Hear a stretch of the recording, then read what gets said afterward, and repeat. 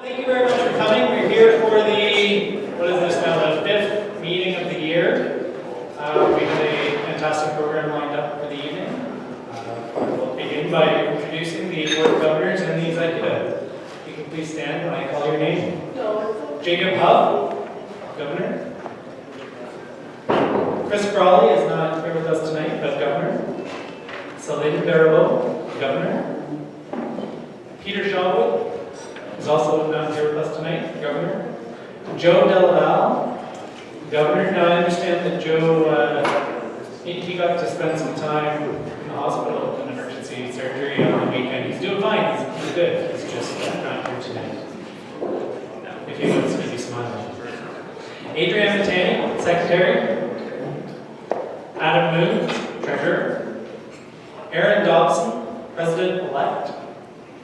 Adam Graham is our past president, and has anybody seen him since May? Just saying. And I, Daniel Redmond, am your president.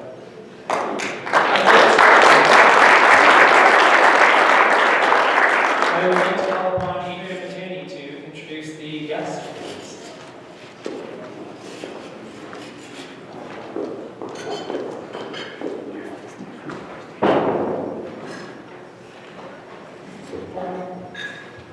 So the guests for the evening are Miriam Sihila, Eddie Shaw, Matthew Leder, Bianca Villano, Matt Pulte, Paul Bisson, Michelle Samuel, Jacob Chakra, and James Owen.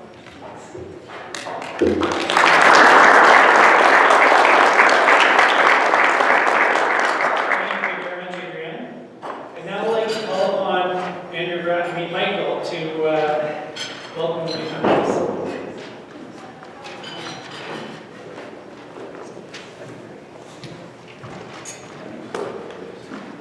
We have two new chapter members elected January 2019, Mr. Francis Arpin and Mr. Josh Bourbignere.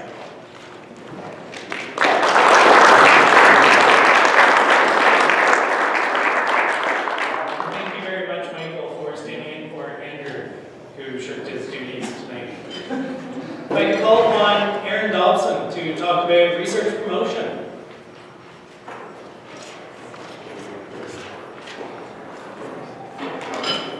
Thanks, Dan.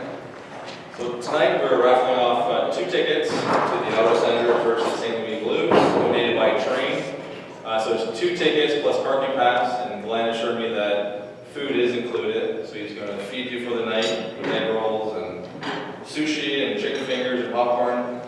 So I will be walking around during dinner. Raffle tickets are about $20 for 5. We can make some deals on lower amounts. So money does go towards ASHRAE research. Money does stay in Canada. Right now we're about $19,000 raised so far this year on a plan of $34,000. So we're almost 55% there. We're in good shape to make our number for the year and raise a lot of money for research. Thank you.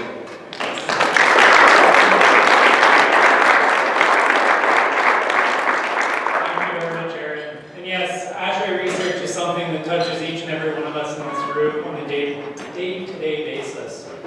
This really is the mechanism by which codes and standards are developed and critical research takes place. So please, if you haven't yet donated, my name, Aaron, is just seated over here at table number 2. The theme for the evening is CTTC. I'd like to call up Jacob Hupp to what CTTC means.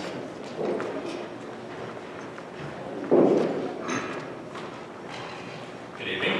I'm the CTTC chair, which is the Chapter Technology Transfer Chair, and one of my main duties in the year is our Technology Awards. So submissions are now open for this year's Technology Awards. The deadline this year is actually pushed back a little bit from previous years, so the deadlines for chapter submissions will be May 2nd. Our email and phone campaign will be running over the next couple of weeks, so stay tuned. Thanks.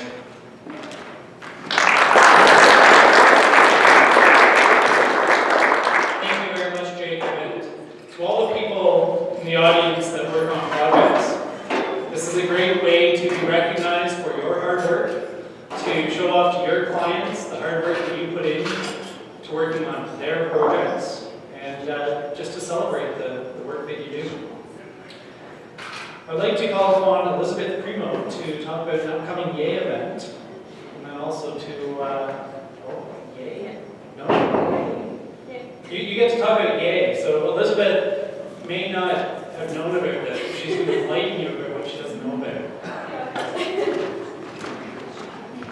Hi everybody, we have the archery tag Yay event on Friday. I believe it's at 7 or 7:30. We have a few spots left. If you have any questions, look up on the website. I don't know much. And Well, that would make sense, I guess. yeah, okay. So we also have the career fair coming up in a couple weeks. We have, I think, space for 4 or 5 more booths. So if you just want to sign up, and if you know any students, just send them a message that they should also show up. Thank you.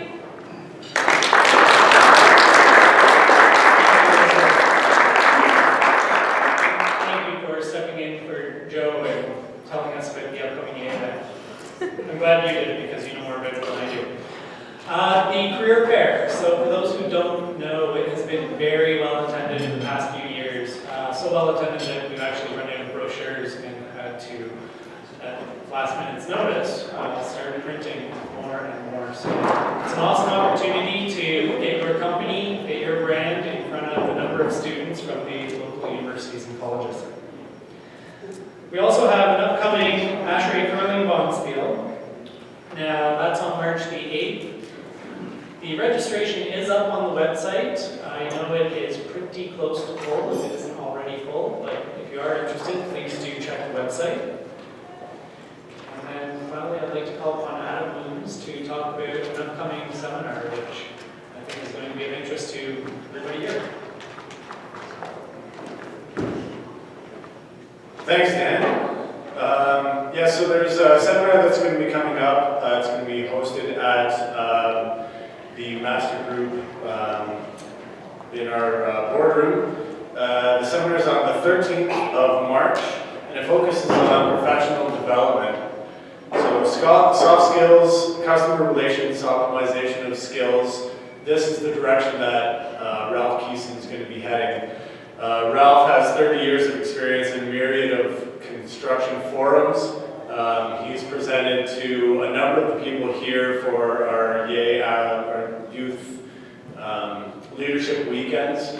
It's not just for HVAC, it's for anybody really that wants to develop professionally, wants to understand what it means to be involved in their professional environment and how to better themselves and work in a team environment and maximize the skill sets that they have.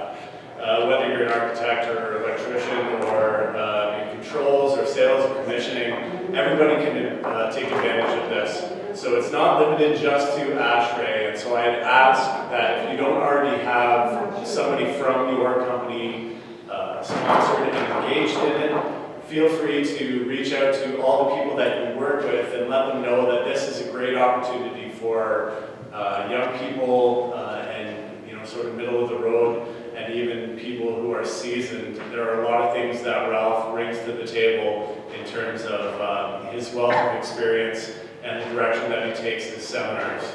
Like I said, it's going to be on the 13th of March.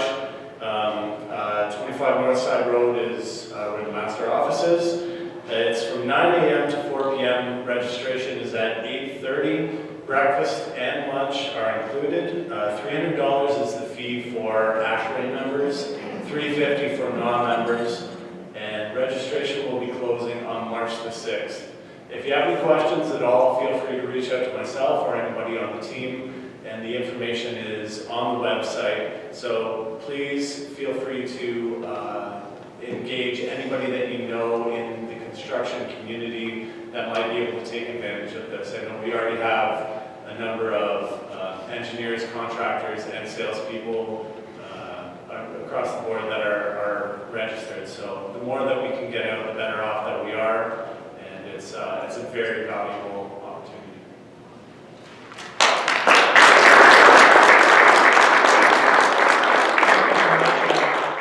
Soft skills are something that I think our industry is often criticized for potentially lacking. So what an awesome opportunity to help develop you, your team, your company, and help them We have a couple of tabletop displays today. I'd like to call upon Evans from Johnson Controls to talk about the one on my right. Please. Good evening. For the benefit of those of you that haven't had the pleasure to meet personally, I'm Evans with Johnson Controls, local branch in Ottawa. We have a tabletop here. As you can see, there isn't much hardware, but basically, in a nutshell, what it is about building automation systems. Specifically, our Metasys 10, which is our latest and greatest building automation system. The world of BAS is changing, and it's changing very fast. So if you interact with BAS at any level, if you're an engineer and you spec it, if you're an owner and you buy it, or if maybe you're a contractor and you install it, there's a whole lot that you need to know. Some is specific to Johnson Controls, but some is just general knowledge. And for your benefit, I will stick around after the meeting, and if you want to come by, see a live demo, that's there, and all that goes along with it. Thank you.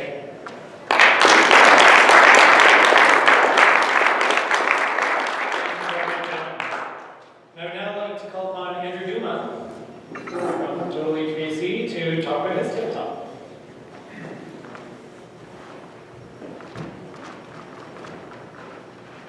Good evening, everyone. I'm Andrew Duma from Total HVAC, and today we're promoting AON, one of our key lines over at Total HVAC.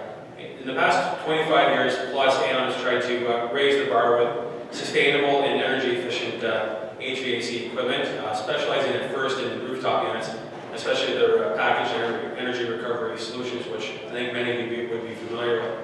And they've expanded a lot into air handling systems, packaged chillers, condensing units, water source heat pumps, and a broad range of equipment. So please feel free to come over and talk to us about how AON can be used on your upcoming project. Thank you.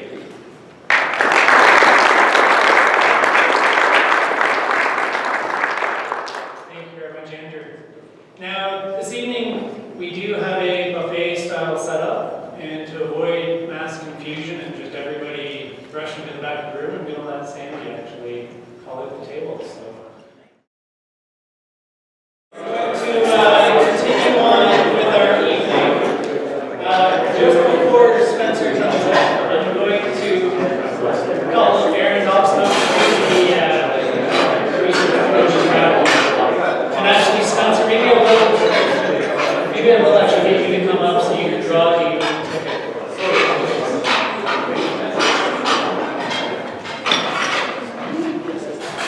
Today we raised $475 at ASHRAE Research. So thank you, everyone.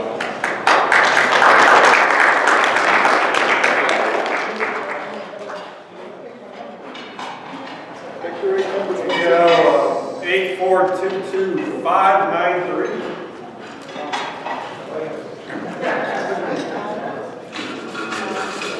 What was that?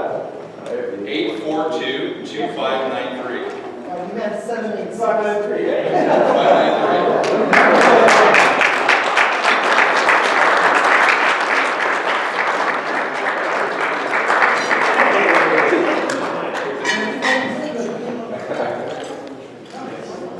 Thanks, buddy.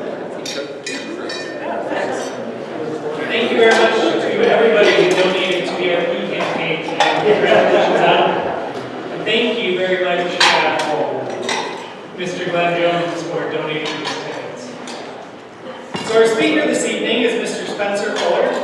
Spencer is the Regional Sales Manager for Johnson Controls Chiller Division.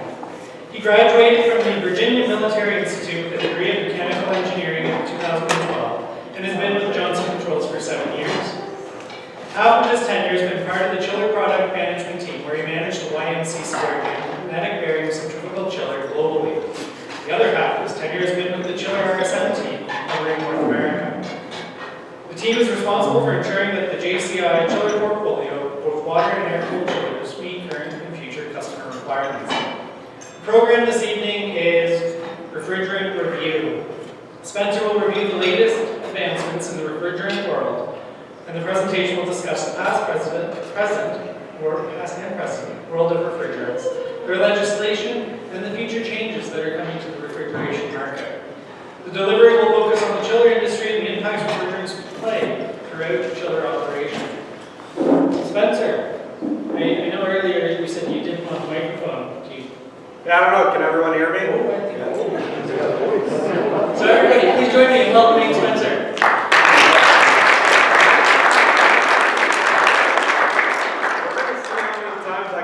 Trip over this step right here.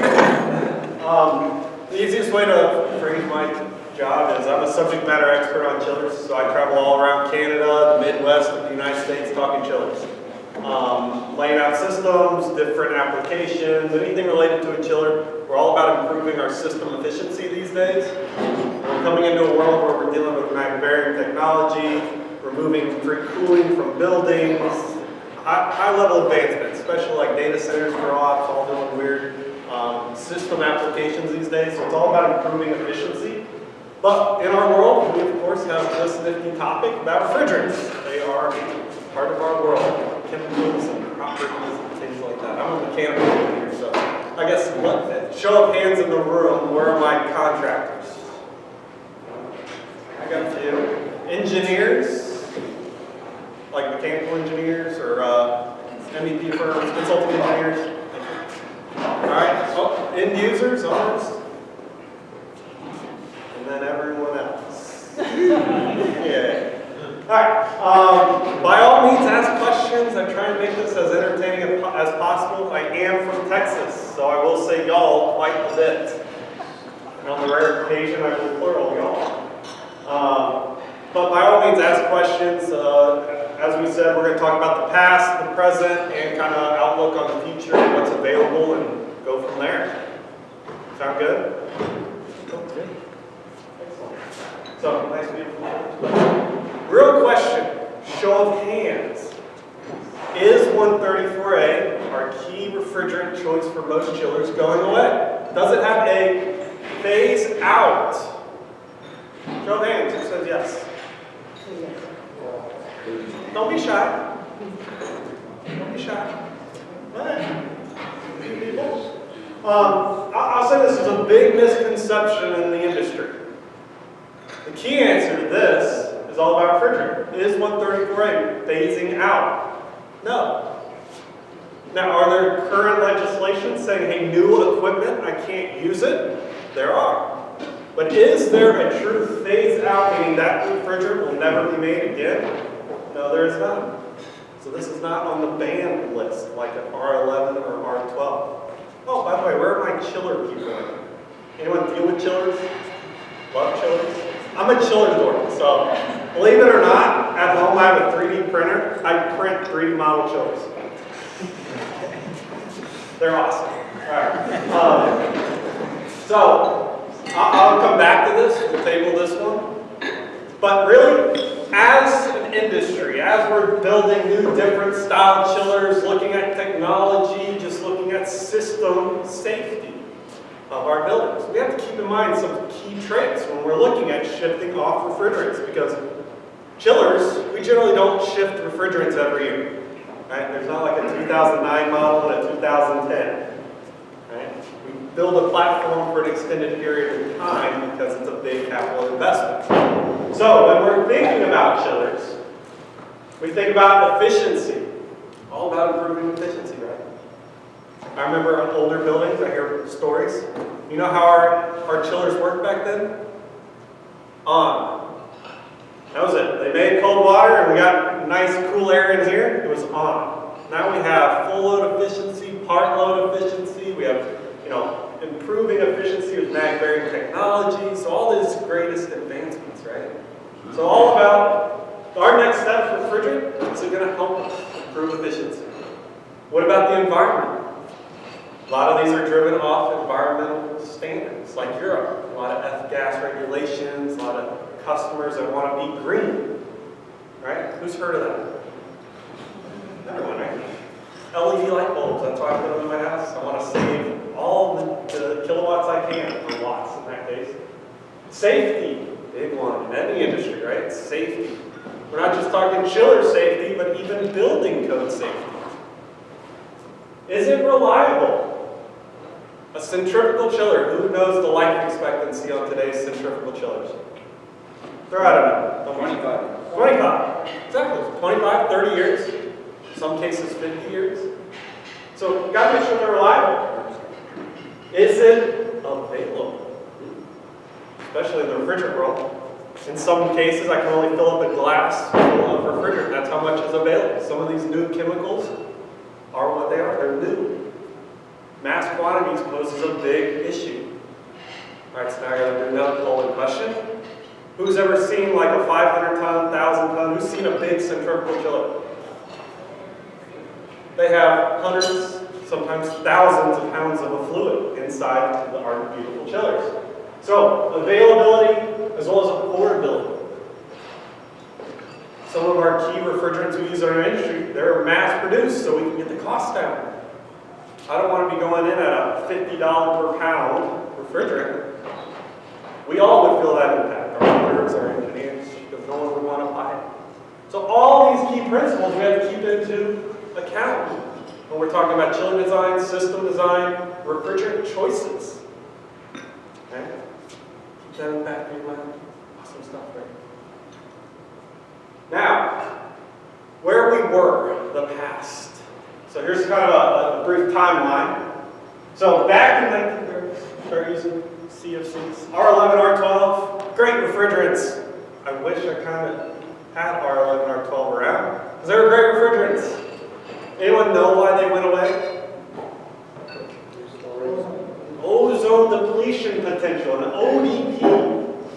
Thus got us even into the HCFC world. Refrigerants like R22, R123, all have an ODP value. That's the key term, ODP, ozone depletion potential. What it did is put holes in the ozone. Okay, so then, back in kind of 2000, 2004, the industry made shifts. Big chiller manufacturers started to look at other chemicals because these chemicals right here, HCFCs, CFCs, now have a banned mandate. In 1987, the Montreal Protocol said, gotta get off these. So here are these dates in our industry we have to follow to get off of them.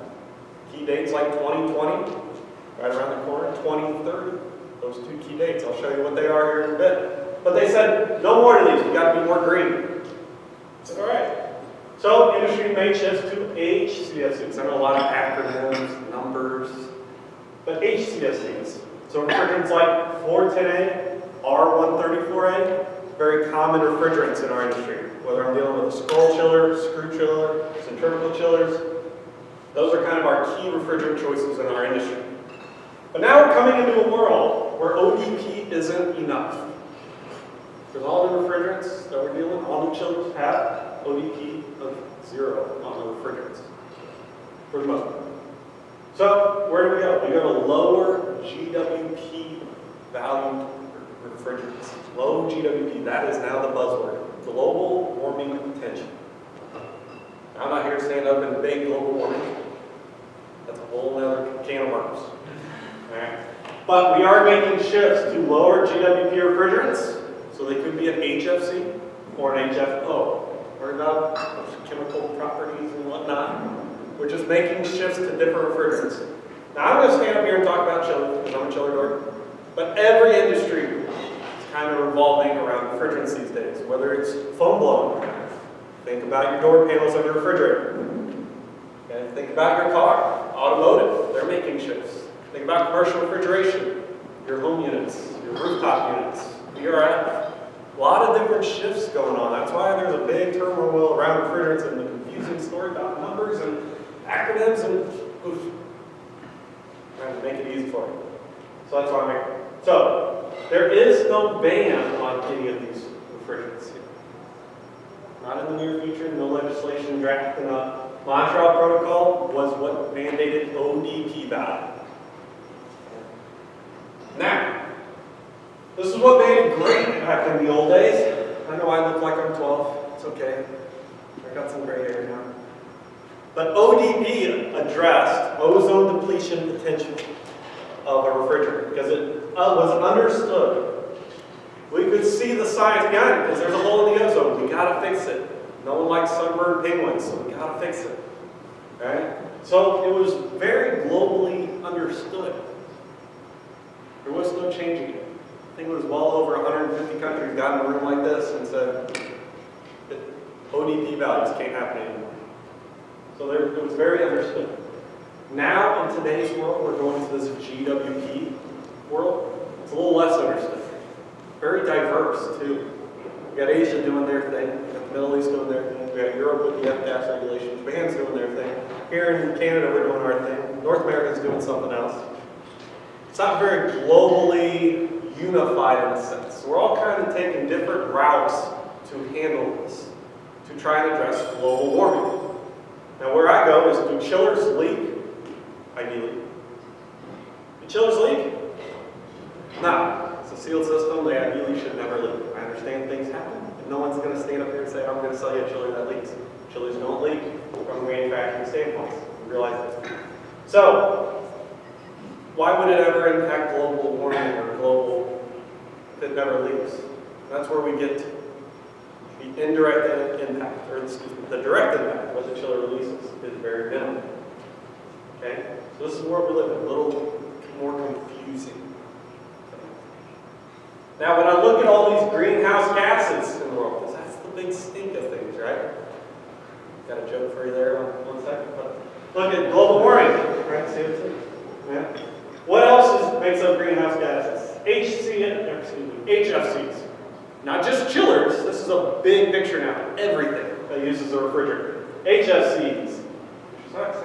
Hey, methane, 8%. Methane is a bigger contributor to greenhouse gases than all of the refrigerants. You know what they're doing in California that's kind of weird? Trying to reclaim California. Trying to reclaim methane gas. You should see some of the wild patents that are happening in California. Interesting. So, we are talking about this 2%. Now, of that 2%, where do I come into play? Where do chillers? Of that 2%, the bigger chunks of the pie, this is small unitary AC systems, like what would be at your house. Mobile vehicles, large commercial refrigeration, like retail food. So, where do chillers fall into play? There's centrifugal chillers. That's all centrifugal chillers in the world. Not just me, the Johnson Controls guy, or your guy. Centrifugal chillers, positive displacement chillers. We aren't talking about much. We are 1% of 2%. So that's kind of, I'm guessing hopefully a lot of y'all are thinking in your head, why is this guy even standing up here and talking about this? It's because us as chiller manufacturers, we like to think we are special. We wish we would be pulled to the side and say, y'all don't have to change. But we do. We do because all these other bigger contributors to global warming get legislated. They make shifts on refrigerant to something else. Well, then the refrigerant manufacturers tailor new products for them. So we're left with what? Whatever the new stuff is. We're not going to keep making it for us because we're special. Although my mom tells me I am, so all of a sudden. So, and we're starting to see this. Europe's usually the guinea pig when we talk about regulations, whether it be safety codes or legislation on chemicals.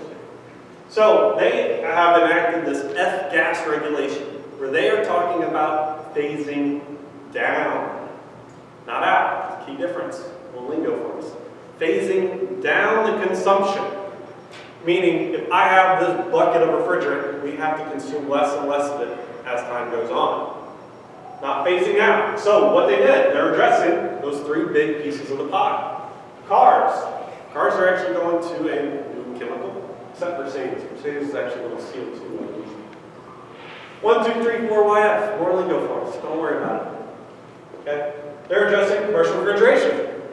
Hey, they're going to use 507, 404, different stuff. We don't use them children. Small charge systems. Standalone equipment, next to no change. And phasing down, not out. That's a key difference in our world. That's generally where the misconception happens.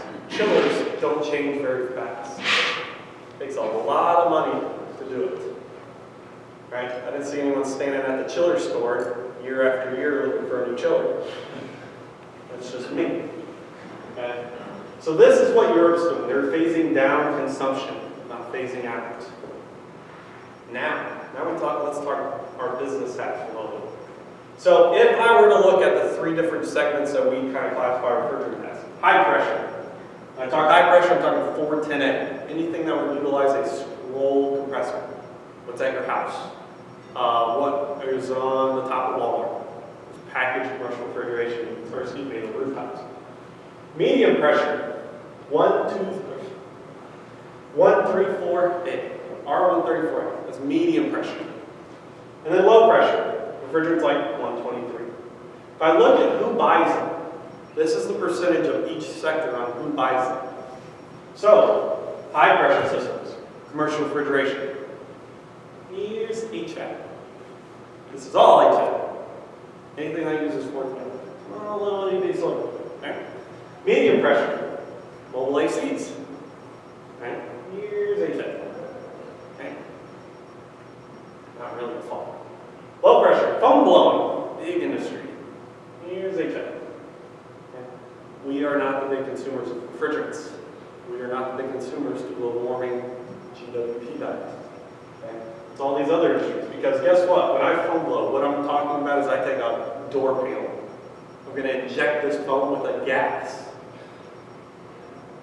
Blow the foam into the door. Where does that gas go when you blow a foam into a panel? Just take a guess. Right, up into the atmosphere. There is no reclaim process like that. Okay? You think about cars, you think about all the bumps and turns we do, all the connection points, a lot of potential for leaks. Same with commercial refrigeration, a lot of potential for leaks. So, as manufacturers of refrigerant, when they view who my number one consumers are, it's these guys. Who get legislated? These guys. So when they get legislated and have to make changes, refrigerant manufacturers tailor the product here. And we are kind of the tail to the dog. We go along with it. Just the world we live in. Right? It's business. Supply and demand. Any questions? You should see me talk about chillers. Hair goes on fire and everything. Alright. Now, speaking of chillers, I'm going to talk about the thermodynamic properties of the refrigerant, not chiller efficiency. Every new chiller should follow those 6 principles at the very beginning. They should be redesigned and optimized, is the key point. So, when I look at our 134A landscape, our medium pressure, and I look at our low pressure landscape, okay? So not high pressure. These are the chemical properties. So, the size of the shape is going to be the global warming potential. They'll just throw some at me about your way. So, the size is the global warming potential. The color, these orange dots, would be these two, are mildly flammable.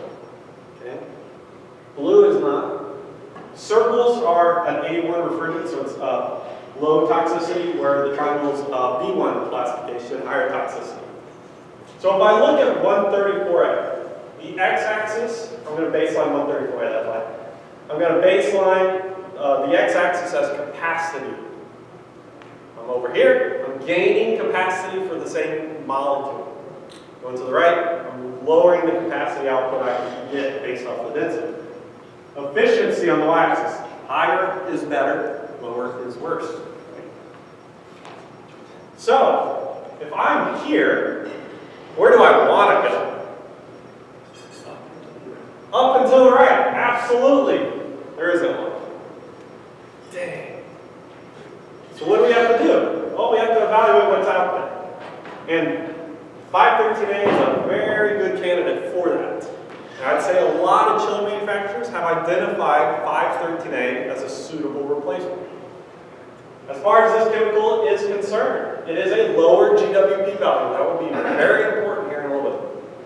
Lower GWP value, it is a direct drop into 134A. So when we talk chillers, gaskets, seals, oils, motors, bearings, good to go. So it's a nice drop.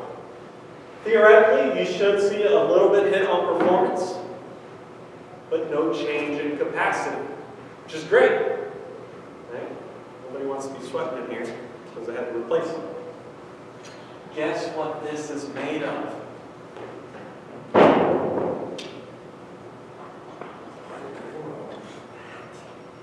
It's made of 134A. It's about 44% comprised of 134A. Now I go back to this 134A phasing out. No, it can't, because it's in the new stuff. Plain and simple. It's in the new stuff, so you can't take it away, because then I can't make that. And guess what? We have no chillers. Big chillers, it's called that way, that are ideal for our replacement. These guys, I lose too much capacity, so I'd have to give you a bigger chiller. These guys, I would lose too much efficiency. And really, a 1% gain or loss of efficiency on a centrifugal chiller is a big deal nowadays. Try to wring out all the efficiency factors we can. And they're mildly flammable. What's the one catch for mildly flammable? That no manufacturer controls. Safety codes and standards. Right? How do we handle a mildly flammable refrigerant? We don't know yet. Now, other countries, they got it figured out. We are still trying to figure it out, adopt, push the rulings through, get to federal government, state government, local government. How do we train our techs? How do we handle it inside a building? What about retrofit? The list goes on. So we, as North America, don't know how to handle this factor quite yet. So this is a medium pressure AC. What about my low pressure area? There are a few chiller manufacturers, whether in the past or today, that make some low pressure. Baseline 123, that's a good indicator. 123, what else is out there? Well, this crazy chemical called 1336MZZ. That's a mouthful. Not very ideal, okay? 514A, that looks pretty ideal. Looks kind of almost like the same scenario we're dealing with here. From a chemical property, I believe, it is a suitable replacement, meaning a drop-in. However, there's always a catch. And even though the shift down indicates no capacity change, I have heard rumors and rumblings that 514A kind of reduce the impact on capacity. Not 100% sure, but that's where we got to double check these things. And so we got to weigh our options. Now, unlike 134A, where there's nothing up and to the right, there kind of is, right? It's kind of this chemical right here, 1233ZD. Now, it doesn't have 123 in it. Kibosh out. If it starts with a 1, and I'm throwing a lot of numbers at you, starts with a 1, it is a pure chemical, and it is its own chemical. If you see a 5, it is a blend of chemicals. 2 or 1. So 1233ZD is its own chemical. I gain capacity. Not too bad, right? If you've ever seen a low pressure chiller, they don't have something called coated shells. It's a pressure vessel, right? Or a heat exchanger, they're a pressure vessel. If they cross a 15-pound pressure vessel, they need something called coated shells. They can be, in a sense, certified, right? If I take this chemical and drop it at 123, I can't. 1233ZD requires coated shells, 123 does not. That's the catch. So this is not a retrofittable item. That is called a new chiller every time. This is kind of the landscape we are living in today. Now, let me transparent. There's like a lot of other dots here. But they don't even have an R classification. They don't even pass ASHRAE. They're just a vendor designation. Meaning, hey, they came up with this chemical. Is it worth anything? Maybe, maybe not. That's the world we live in. These are kind of the key chemicals in our industry that we've identified as a group that are vital. Ooh, Now, just to kind of show you a big picture, here's that 123 mark. It does have a very low GWP value, same accuracy, but it has an ODP value. That's why we can't use 123 anymore. 1233ZD does not have an ODP and an extremely low GWP, but it's not a drop-in. That's kind of the catch. Where I like to go is people always ask, what about ammonia chillers? What's the one downside to an ammonia chiller? They're great. Many manufacturers make ammonia chillers. I'm not standing up here saying ammonia is bad. What's the one catch we have to be considerate of? It's Yeah, people don't wake up from it, right? It is highly toxic. So, what do we do with ammonia systems? We make them very safe. That's why a lot of safety goes into ammonia systems, a lot of costs, right? There are manufacturers that actually utilize this guy down here. Propane. We in the United States and Canada do not make propane chillers because there are no safety codes and standards. But Europe, sure, that's free game. I call this propane ammonia out because those are natural refrigerants. The other natural refrigerant is CO2. You know where CO2 is found on this chart? Here's my 134A again. It's like here. Right? Follow me, follow me, follow me. Follow me, follow me. It's like over here. Such a high working pressure that it's not viable for chillers. Cars, fine. Small, very charged system, small compressor. When I look at 1,000-ton chiller, power wheel can be like this big. Okay? It just doesn't, it's not viable for our industry to do CO2 at this point in time. Extremely high costs. Okay? Now, for today, okay? More orange dots. Those are troublesome here. For today, up and to the right, there are some good refrigerants that we could use. Who knows? Do we know yet? We don't. Because again, they're mild and flammable. We don't know how to handle them yet. For today really doesn't have a nice, suitable, direct drop-in replacement at this point in time, as far as I know. Anyone has any comments, I would love to hear them. Fortinet really doesn't have a nice suitable replacement. And that will be important because at the year 2025, that's the issue. And again, it's not that we can't. Believe it or not, some manufacturers have released chillers with this guy right here. But we can't use that here. We need the governments to finalize safety codes and standards and pass them down to us to start designing them. That's the catch. And no manufacturer handles that. It's solely up to the government. Okay? There's propane all the way up there. Neat stuff. Yeah, thermodynamic properties, not chiller efficiency. Any new chiller should be optimized for the fluid it is utilizing. No questions yet? Man. Quiet crowd.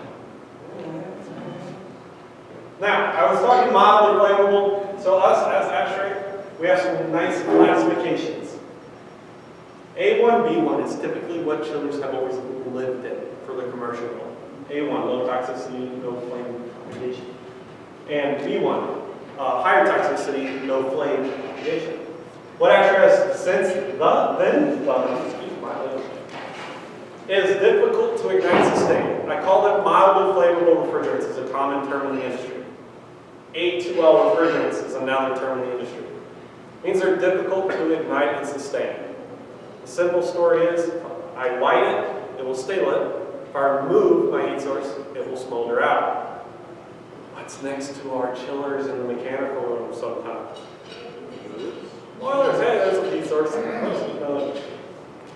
Boilers, so again, it's all about addressing safety codes and standards. Not saying it can't be done because it's being done everywhere else. It's just, it has to get to us to design it.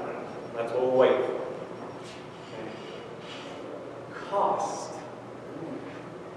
Okay. Cost is always a driving factor. There's not a y-axis because it's only supposed to be perception, electricity. I don't want to throw it out, every market's different. Okay. 134A, 410A, 123, refrigerants we've been using for 20 plus years are very low cost manufacturing. Some of these newer chemicals, the more numbers, the more complex the molecule is. There's 513A, 1234YF, 1233ZP, 1234ZE. Alphabet super refrigerants, they are more expensive.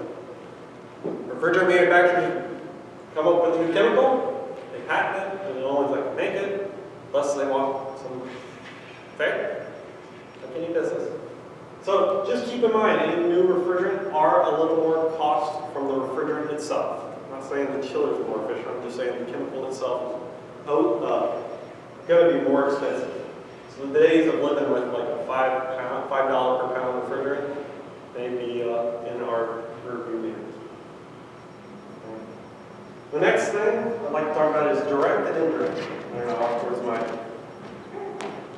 Alright, direct and indirect. I always contribute direct, meaning the refrigerant at the chiller. Chillers should not leak, right? But this is the direct impact. This is if I blew all the charge in my chiller out to the atmosphere, it's gone. There's no way of getting it back. The indirect is the power making. Right? Chillers require energy. How do I make energy? Ottawa, y'all have a few ways to make power out here. What's some good examples of making power? All right, coal, hydro, nuclear, wind, solar. Okay. The solar doesn't really have an indirect aspect, but what if I do a natural gas, coal? I'm from Texas, we burn a lot of coal. There's a lot of CO2 emissions to generate power, right? So if I make my chiller less efficient, requires more power, producing more CO2 emissions into the environment. That's a bad thing. Right? We talk about global warming, that's a big contributor. So it's about making this efficient. Don't worry about the refrigerator. This efficient to consume less power, to be more green.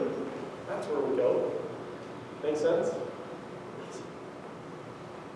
So if I were to look at the direct and the indirect aspect, how much of my pinky toe and foot and other index finger toes would I go with? Like how much is it contributed to the direct impact? I accidentally said the name or the answer. It's about 5%, just my pinky toe. That's all that is driven off the direct impact. That means if I took every chiller and blew its refrigerant charge in the atmosphere, it only contributes to 5% of the global warming potential. The power generation is where CO2 emissions are generated and released. It's at the power level, not the chiller level. So I know we're trying to be more green, which is great. But don't buy something just because it has a new fancy refrigerant. Buy because it's more efficient. Now, here's some key things to note about Canada. These are kind of like the important slides. Me, I just get paid to talk, so every word I say, I get paid. I got a few laughs. I'm trying to keep everyone alive here. All right, so in Canada, we're talking about phasing down. Again, not out. That's the key difference. So we have the OPSHAR regulations. Don't quite know how to say the acronym quite yet. But it's talking about phasing down, not out. So as I think about all the consumption, all the HFCs and whatever HCFCs that have been utilized in the past couple of years, we need to start seeing reductions. Every 5 years, reduction in the consumption. And that's not just chillers, remember. That's automotive, commercial refrigeration, VRF, rooftops, anything we're using a refrigerant. We got to start seeing reductions in who's pulling or utilizing the refrigerant. Is that kind of clear as mud? It's not driven only on chillers, it's everything. And guess what? Cars are already starting to make shifts.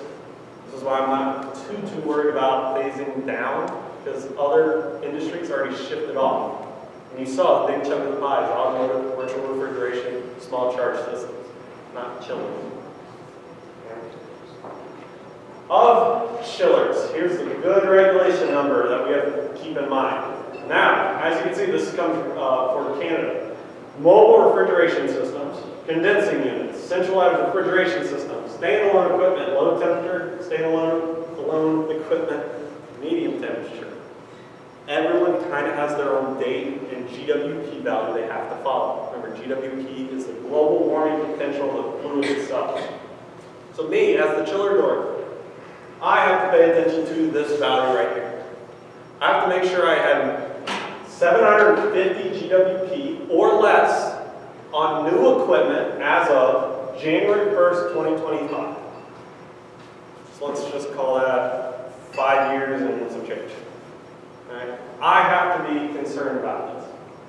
Now, this is not saying, hey, you have that 20-year-old chiller in your basement, or hey, you bought a chiller today. You don't have to worry about this.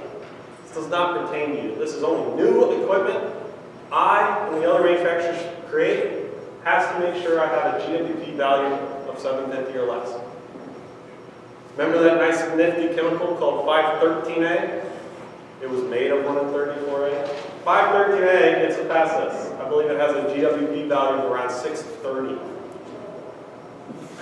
Thus why a lot of chiller manufacturers have started to identify 513A as a suitable replacement. I'm saying change now? Right now? No. I'm just saying that is a suitable replacement for when the time comes. It's a more expensive chemical. You can change to it if you would like, or you don't have to. So the chillers you buy today, you don't have to worry about this.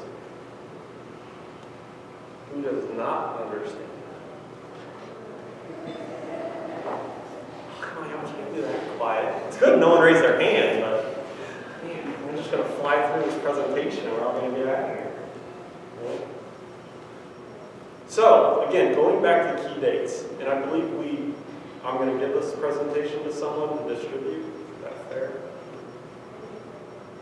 Is that typically how it's done? Yeah. Nice. All right. So if you want this presentation, by all means, you're going to have it. So really what's going on with current refrigerants for chillers? Right? December 31st, 2019. This date is addressing 123 chillers that are newly produced. So after this date, 123 chillers cannot be sold. Period. Cannot be sold. That was based off Montreal Protocol in 1987. No changes in it. So, how close are we here? Close, right? Pretty close. You gotta start thinking about this date. The next date, December 31st, 2029.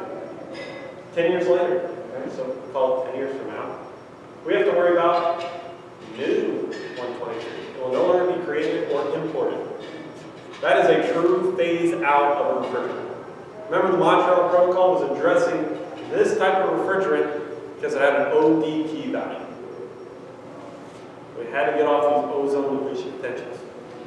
And if you know about 123, it actually doesn't have a very big ODP value, but it still has it. That's why it's on the ban list. So, after this date, it's all going to be recycled, reclaimed. It's as if you had an R22 chiller here in Canada. You can still get it, but what's the downside?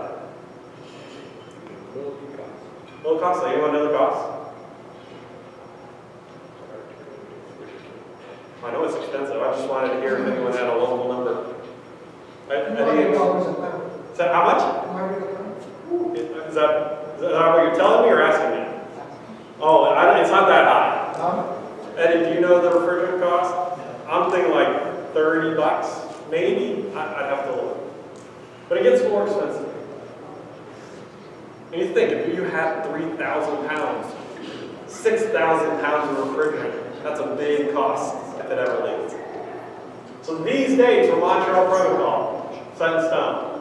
What we care about in our new world right here is the 2025 date. The first day of 2025, us as chiller manufacturers cannot ship a 134A or 410A for Canada.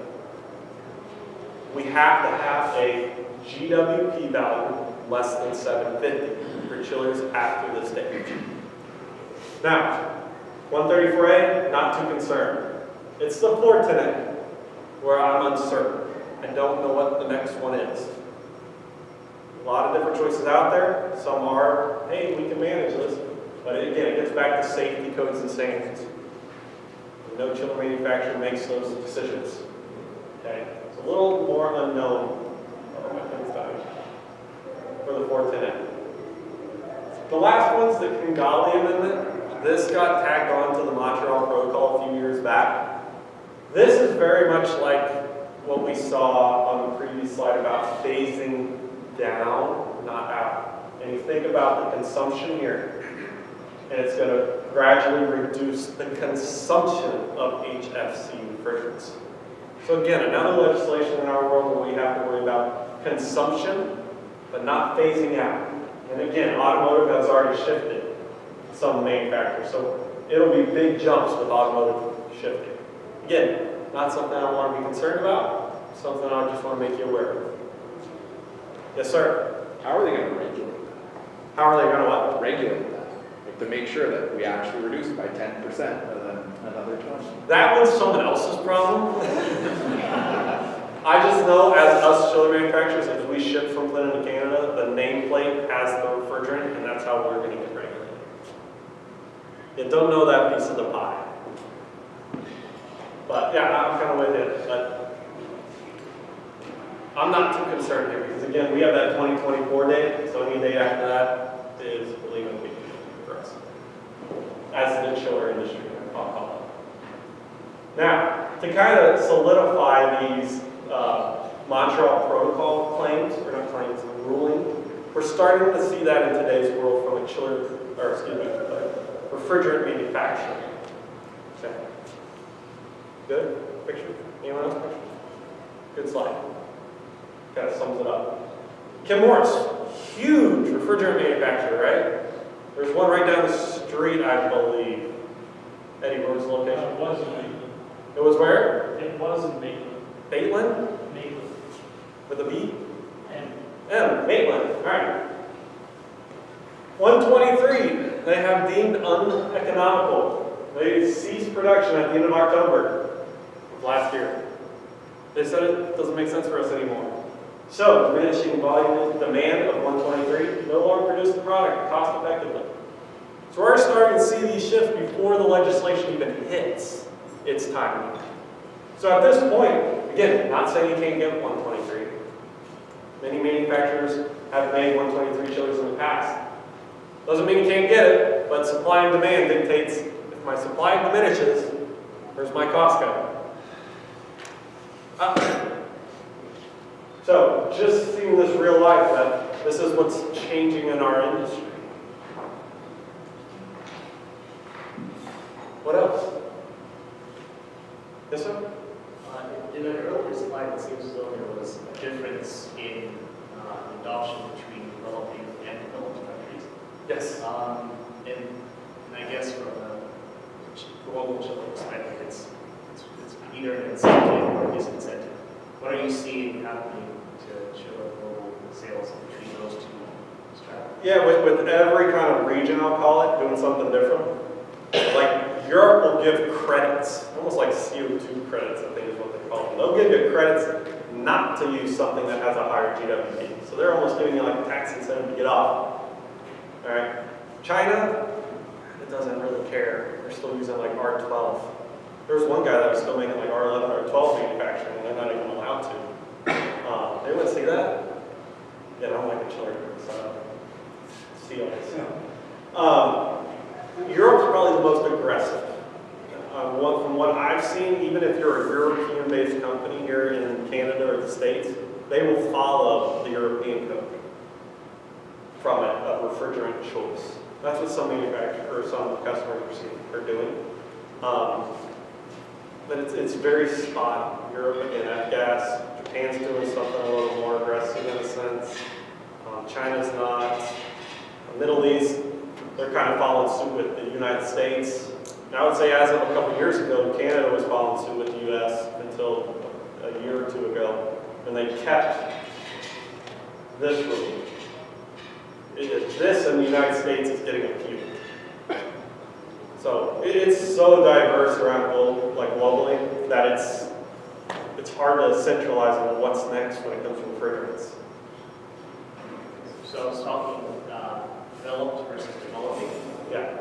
Because in my mind, I just thought there might be dumping, right? Because if you can't sell it here, well, you go to where it's got a later adoption date, and you make a quick product. Or maybe that doesn't work if it's the reverse, where they are adopting faster. A lot of the 134A and 410A that's made actually comes from China. So maybe not. Again, it just changes on customer to customer. Older chillers, you're now dealing with something not utilizing like a variable speed drive. They're just constant speed. They just put up the metal, do we start to deal with no adoption of metal bearings. So I'd say in some developing countries, efficiency is very like a big driver for them. They just need food. So it's all in the mentality of the customer, the end user. Yes, sir. Question about the 410A. Is that just in chillers where it's being Yes. phased out, but like say VRF equipment or unitary systems? I can't speak for them. Yeah. I'm aware that I believe they have a date. I would just double check with like a VRF guy or a commercial or like a rooftop guy. I know there's a date. I'm just not 100% sure on it, so I don't want to promise you something I'm not. I'm just the chiller guy. 10 tons to 6,000. I'll nerd out, air cooled and water cooled all day. But yeah, these dates are referring to chillers. So maybe VRF, if I go back here, they may fall under standalone. Yeah, standalone. I'm not 100% sure there.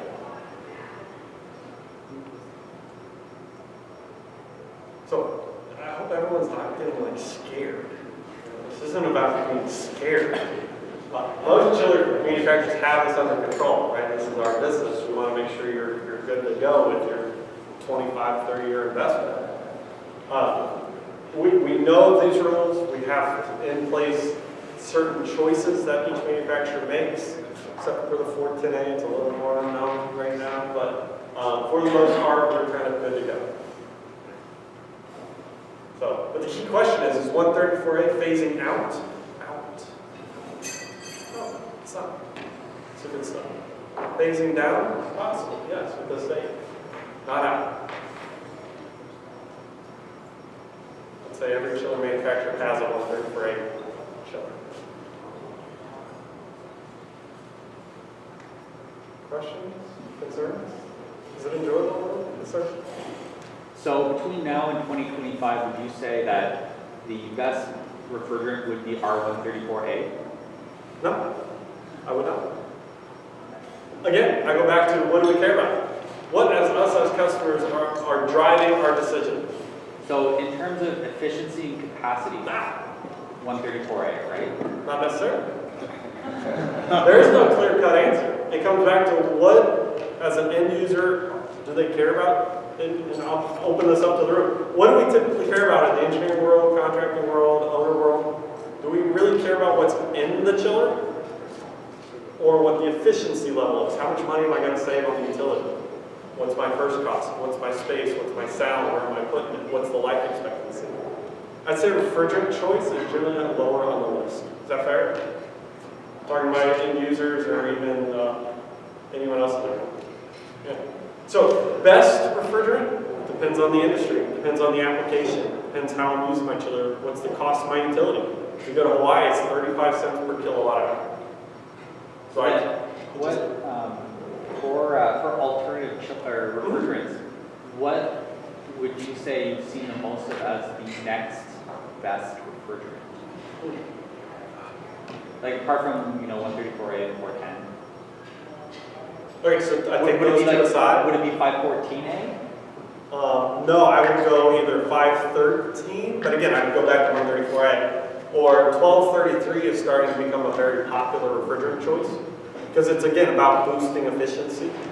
But again, you gotta have a chiller designed around it. I know it's kind of a vague answer because there's a lot of variables that play into there. But before I go what refrigerant to make me more efficient, I go what technology am I doing? Mag bearing. Number one choice there. It's all about efficiency, no friction.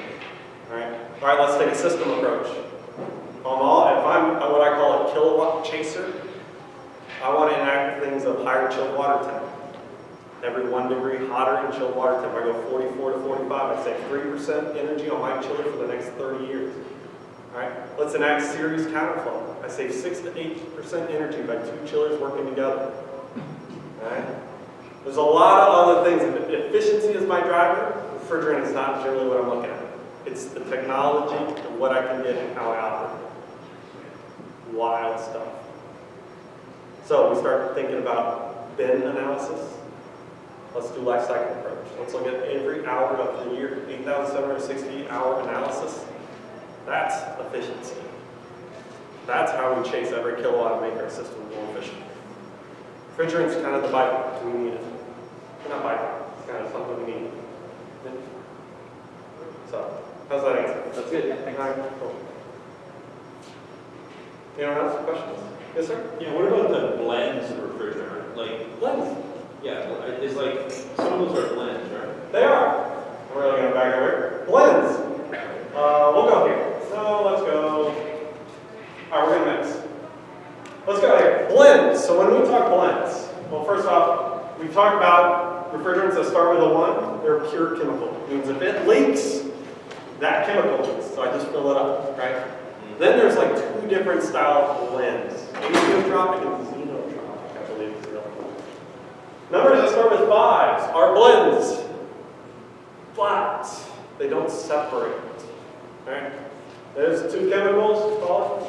They don't break down or break apart with different pressures and temperatures. We call this glide. At certain temperatures and pressures, it will separate. If you had a leak, you don't know what leaks. So anything with a 5, you don't have to worry about that. Something with a 4, believe it or not, something that starts with a 4 has a glide value. 410A actually has a glide. But the catch there is, it's such a small glide, if it leaks, you just fill it up with more 410A. It's not a huge enough glide difference for it to separate. Now 407C, chiller industry actually used 407C for a little bit. It has about what they call an 8-degree glide, I think is the number. Chillers see all different types of temperatures and pressures. When it breaks up apart and leaks, you don't know what leaks. But 410A, yes, it has a glide value. I think this is the xenotropic. But you don't have to worry about that. So when I started thinking about 452, 454, R32 special, something with a 1, something with a 5, those are all the things I got to consider. So when I talked about those 6 key principles at the beginning, reliability, that's one of them. It's the glide value. So us as chiller manufacturers, we don't like glide. Because we see so many different temperatures and pressures, we don't like it, they separate. So I won't pick a different refrigerant because of that. It has a big glide value. Just something we got to consider. Yes, sir? Is propane getting a lot of traction in Southern North America? I only handle North America, so I don't see it. I know that different manufacturers make propane chillers. I wouldn't say it's highly adopted. Because again, you get back to the cost to implement safety on that sort of equipment, it's a little high. Now, we put propane next to our house, no big deal. We run gas in our house. What's the safety measure of the gas in our house though? Smell, right? Here's the safety measure. I'm not saying that's what the future holds for refrigerant chillers, but the safety codes are put in place for that very reason. So for chillers, I don't see it because I only handle Canada and North America. So I'm not sure if it's widely adopted overseas. I highly doubt it because you get a big populated area, probably don't want to run too much gas all around it. That's just my take. Opinion of Spencer, not opinion of Johnson. What else? Every question's a good question, so. Yes, sir? How many companies are there out there that actually Make refrigerants? Is there no problem? No, there's a bunch. It's anyone that wants to get in the game. The big ones that I know of are companies like Honeywell, Chemours, Arkema, DuPont.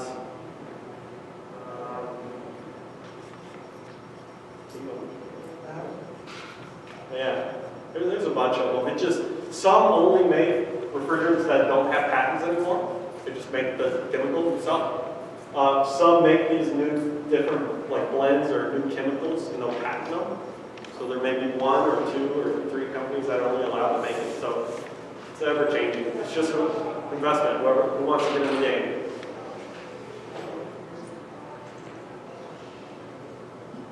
Hope it was informative, not scary. But thank you for your time.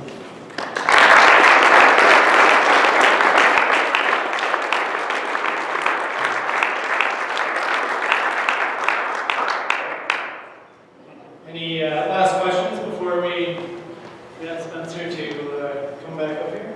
Hi. All right. Well, Spencer, on behalf of the Ottawa-Valley chapter, thank you very much. Sir. And very informative. informative presentation, very entertaining presentation. Hope it was entertaining. Absolutely. Try and keep it entertaining. Thanks, everyone. Thank you. And yeah, just some closing remarks. The next meeting is March the 19th.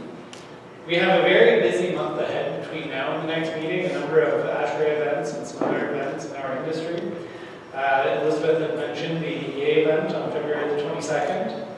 On February the 27th, there's a Better Buildings Breakfast, past, present, and future of green buildings. And something new is that ASHRAE members, or members of the Ottawa-Valley chapter, actually receive 25% off admission to the Better Buildings Breakfast series. If you're interested in finding out more about that, please let me know. March 5th, we have the ASHRAE OVC Career Fair at Carleton University. On the 8th, we have the ASHRAE Curling Bonspiel. And on the 13th, we have the seminar that Adam was telling us all about. All of the ASHRAE events are posted on the website, so please do have a look there, or again, let us know if you have any questions or concerns. Everybody will be receiving a survey. Please take the time to fill that out. It provides very useful information for us as we try to plan for future program topics and essentially as we build the year next year. So thank you again, everybody, for coming, and thank you again, Spencer, for the fantastic talk. R123 pricing in the States, I saw $15 a pound, give or take. So US dollars. That's like $50. All right. Thank you very much, everybody.